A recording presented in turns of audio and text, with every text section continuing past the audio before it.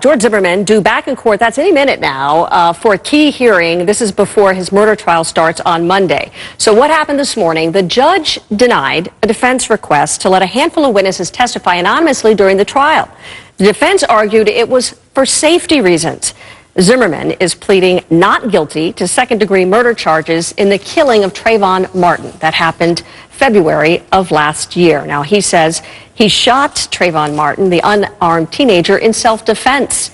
Former New York prosecutor Dan Schorr joins us from New York. And first of all, Dan, what was interesting about this is that the defense wants certain terms now to be banned during the trial. Nobody can use these terms. So I want to give our audience a couple examples here, that there was someone who was profiled for any variation of that term, profiled, as in racial profiling.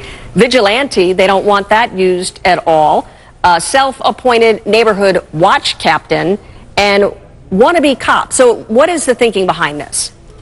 It's pretty common before a criminal trial that you have pretrial hearings about what terms and what evidence will come into trial evidence. In this case, these terms are more emotionally charged and maybe more important towards the outcome, according to the defense.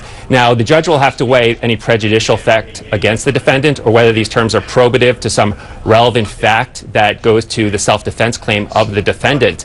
Usually, they'll want language that's based on facts and evidence that are properly admitted into court, not just conclusory prejudicial terms, and the judge will have to weigh those factors. Okay, so explain to us here, why do they care about these words?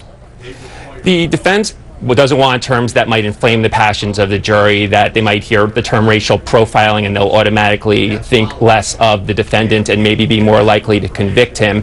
The prosecution will probably have to, if they want to show some type of racial profiling history, prove that through evidence, show other people he's followed and whether or not he has followed people based on race. That's probably how the evidence will have to come in. Now, at the end, in the closing argument, the prosecutor can make what's called fair comment on the evidence, but the defense wants to stop specific words that they feel are too prejudicial. So how do they even control this, Dan? I don't understand this. I mean, you know what? I'm going to leave that there. New Jersey Governor Chris Christie is making an announcement